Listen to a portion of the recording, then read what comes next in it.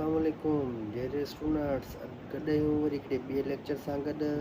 नए ॾींहुं नई सुबह नवनि ख्वाबनि सां गॾु, नवनि मुस्तक़बिल जे पुख़्ता इरादनि सां गॾु। उमेद आहे त तव्हांजा हौसला बुलंद हूंदा। उमेद आहे त तव्हांजी तयारी तमामु बहितरीन नमूने सां हली रही हूंदी।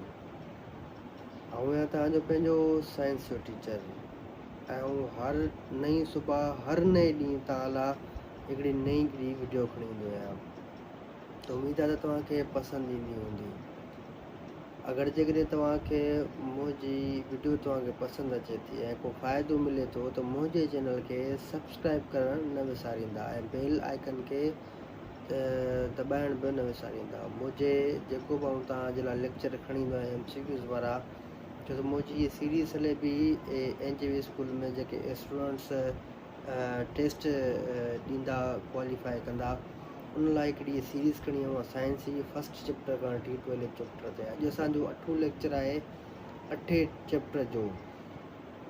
सो NJV स्कूल में जेके बि स्टूडेंट्स जेका SEF जे तवसुल सां वठी बि वञे टेस्ट, उन्हनि लाइ हीअ सीरीज़ असां स्टार्ट कई आहे।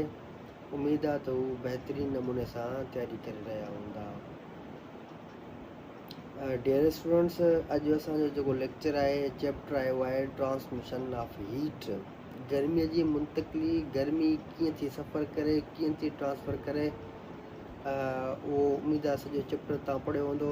इहो बि तमामु इंट्रस्टिंग चैप्टर आहे। हाणे जेके साइंस ज़्यादातर टोटल इंट्रस्टिंग हूंदी आहे। तव्हां टॉपिक पढ़ंदो न, तव्हांखे सभु शइ सम्झ में अची वेंदी। पोइ तव्हांखे स्टेटमेंट बि सम्झ में ईंदी, MCQ बि सम्झ में ईंदो ऐं उनखे हल करण में तव्हांखे आसानी ईंदी। पर तव्हांजा टॉपिक ई न पढ़ियल हूंदा, तव्हांजो साइंस जो सब्जेक्ट ई न पढ़ियल हूंदो, त तव्हांखे थोरी दुश्वारी पेश ईंदी। ट्रांसमिशन ऑफ हीट में कहिड़ा सोर्स आहिनि, कहिड़ा ज़रिया आहिनि, कहिड़ा जिस्म घणा जेको आहे गर्मी ऐं जज़ब कनि था, कहिड़ा जज़ब नथा कनि, किथां गुज़रे थी लाइट, कहिड़ा सोर्स आहिनि, कहिड़ा ज़रिया आहिनि। अचो त पाण अॼु हिन ते डिस्कस कयूं, MCQs पढ़ूं। डियर स्टूडेंट्स, जेके बि MCQs तव्हांखे ॾियां, तक़रीबन अप्रॉक्सीमेटली 15 जेको आहे MCQs हूंदा। तव्हां हुन ते कमेंट बि कयो, जवाबु पंहिंजो ॾियो, ताकी मूंखे ख़बर पए त तव्हां मुंहिंजी वीडियो ॾिसो पिया ऐं तव्हांखे इहे MCQ सम्झ में अचनि पिया ऐं ख़बर पवंदी त कहिड़ो स्टूडेंट वधीक जेको आहे तयारी करे बि वधीक होशियारु आहे। डियर स्टूडेंट्स, मुंहिंजे हिन चैनल खे EDU AI वर्ल्ड जेको एजुकेशन ऐं आर्टिफिशियल इंटेलिजेंस सां रिलेटेड चैनल आहे, इनखे सब्सक्राइब कयो, लाइक कयो, शेयर कयो। वधि खां वधि जेको आहे हिन वीडियो खे, हिन लिंक खे पंहिंजे ग्रुप्स में, पंहिंजे दोस्तनि वटि, कुलीग्स वटि शेयर कयो, ताकी हर स्टूडेंट्स जेको आहे हिन मां फ़ाइदो वठी सघे। डियर स्टूडेंट्स, असीं तव्हांजे लाइ जेको आहे वॾी महिनत करे, वॾी जस्तजू करे सुठे पैटर्न वारा सुठा MCQs तव्हां लाइ खणी ईंदा आहियूं, जीअं तव्हांखे आसानी थिए। असीं ॾींहुं राति महिनत करे तव्हां लाइ हीअ वीडियो खणी ईंदा आहियूं, लेक्चर ठाहींदा आहियूं। तव्हां लाइ सिर्फ़ु इहो आहे, तव्हांजो नुक़सानु को बि कान्हे, सिर्फ़ु तव्हांजे फ़ाइदे लाइ सोचींदा आहियूं। सिर्फ़ु मुंहिंजे चैनल खे सब्सक्राइब करे छॾियो, जीअं मां का वीडियो अपलोड कंदो तव्हांखे बर वक़्तु जल्द खां जल्द उहा तव्हांखे नोटिफिकेशन जी सूरत में तव्हांखे रसी वेंदी। तव्हां उहा उन टाइम ते उहा ॾिसी ऐं तव्हां पंहिंजी एग्ज़ाम जी तयारी करे सघो था। अचो त पाण जी MCQs पढ़ूं। डियर स्टूडेंट्स, असांजो अॼोको पहिरियों जेको MCQs आहे त उहो हेठियनि मां कहिड़ो तरीक़ो गर्मीअ जे मुंतक़िलीअ जो आहे। ट्रांसमिशन ऑफ हीट्स तव्हां पढ़ियो हूंदो, मूड्स ऑफ ट्रांसमिशन हीट, घणा तरीक़ा आहिनि, केतिरा आहिनि ऐं कहिड़ा आहिनि, उहो तव्हां पढ़ियो हूंदो उमेद आहे त। कन्वेक्शन, कंडक्शन, रेडिएशन, या इहे सभु तरीक़े, या ही वरी सभु तरीक़ा जेको आहे गर्मीअ जे मुंतक़िल जा आहिनि। जेको तव्हांखे लॻे एप्रोप्रिएट उहो कमेंट में ॿुधायो।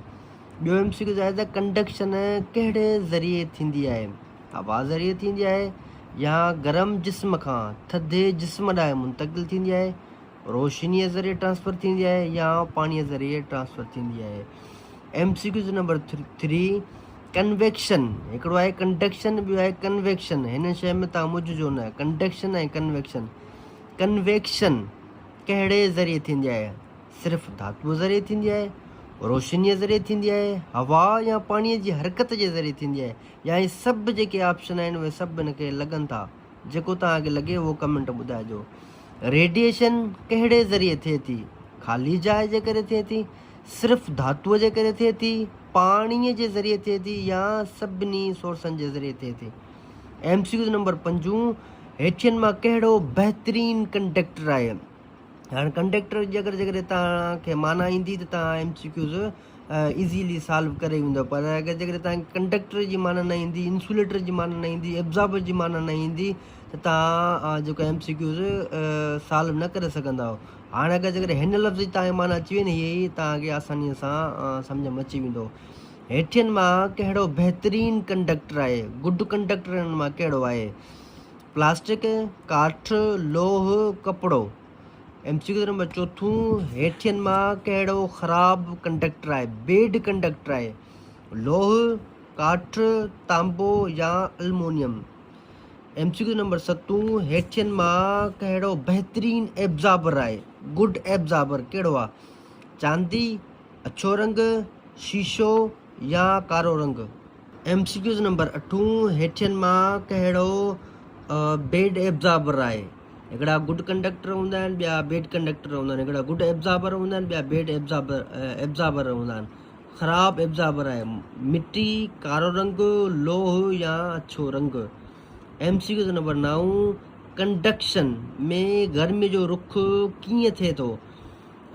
कंडक्शन में जेको आहे डायरेक्शन आहे गर्मी जो कीअं हूंदो आहे। हवा में गर्दश ज़रिए, रोशनीअ ज़रिए, या एटम्स जी वाइब्रेशन कंदा आहिनि। एटम्स जॾहिं वाइब्रेशन कंदा आहिनि त हमवार जिस्म में ट्रांसफ़र थींदा आहिनि, या इहे सभु जेको आहे जवाबु आहे हिनखे लॻनि था।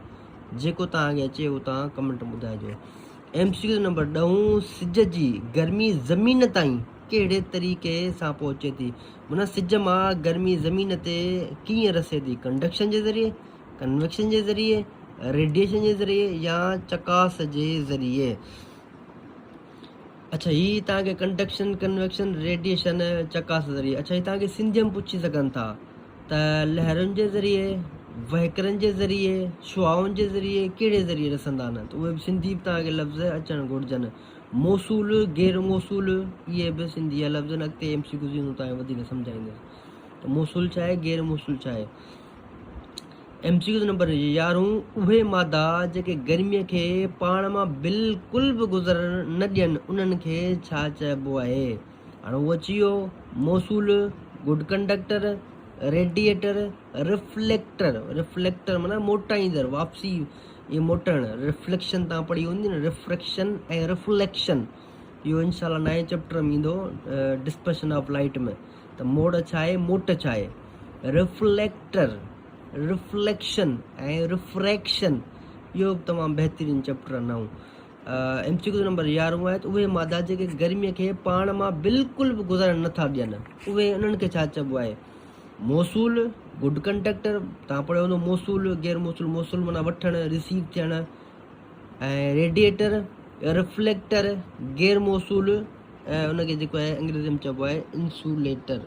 MCQ नंबर 12 आहे, ऊन्हारे में अछा कपिड़ा या थधे कलर जा कपिड़ा छो पाईंदा आहियूं, वजह छा आहे, सबबु छा आहे। साइंस जेका आहे उहा तजुर्बनि ऐं मुशाहिदनि ते हूंदी आहे। हर शइ में साइंस जेको आहे दलील घुरंदी आहे, सही आहे न। त उहो चए ऊन्हारे में अछा कपिड़ा या थधा कलर जा कपिड़ा असीं छो पाईंदा आहियूं, छो त उहे गर्मी जज़ब कनि था, उहे सस्ता हूंदा आहिनि, या उहे गर्मी पैदा कंदा आहिनि, या उहे गर्मीअ खे रिफ्लेक्ट कंदा आहिनि, वापसी मोटाईंदा आहिनि। छाजे करे। MCQ number 13, vacuum flask. Vacuum flask जो टॉपिक तव्हां पढ़ियो हूंदो। थर्मास फ्लास्क में ख़ाली जॻह छो रखी वेंदी आहे। ख़ूबसूरतीअ जे लाइ, कंडक्शन ऐं कन्वेक्शन खे रोकण लाइ, गर्मीअ खे वधाइण लाइ, या पाणी साफ़ करण लाइ। MCQ नंबर 14, राति जे वक़्तु हवा खुश्की माना ज़मीन खां समुंड सी ॾांहुं मुंतक़िल थिए थी, उनखे छा चइबो आहे। नसीम बरी, नसीम बहरी, तव्हां पढ़ाया हूंदा टॉपिक। A, समुंड जी हवा, B, खुश्की जी हवा, C, तूफ़ान, D, रेडिएशन लहरूं। MCQ number 15 and last and most important, most repeated MCQ अथव त जेको आहे पाणीअ जी फ्रीज़िंग पॉइंट केतिरी आहे। हाणे मेल्टिंग पॉइंट बि तव्हां पाणीअ जी यादि करे छॾिजो, फ्रीज़िंग पॉइंट बि यादि करे छॾिजो, सॼी उमिरि तव्हांजे एग्ज़ाम में अची सघे थी।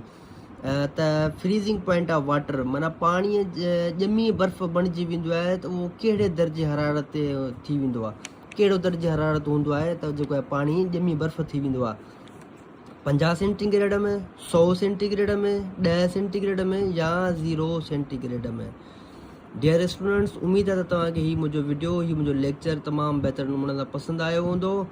सो अगर पसंद आयो हुजे त कमेंट ॿुधाइजो, मुंहिंजे चैनल खे सब्सक्राइब करणु न विसारिजो, बेल आइकन खे ज़रूरु दॿाइजो, लाइक कयो, कमेंट कयो ऐं वधि खां वधि लिंक खे शेयर कयो ग्रुप्स में, व्हाट्सएप ते ऐं पंहिंजनि दोस्तनि खे, कुलीग्स खे, ताकी हू हिन मां फ़ाइदो वठी सघनि। ओके, ख़ुदा हाफ़िज़। वरी मिलंदासीं हिकु ॿिए ॾींहुं, हिकु ॿिए नए ॾींहं सां, नए लेक्चर सां, नए ख्वाब सां, नए मोटिवेशन ॻाल्हियुनि सां।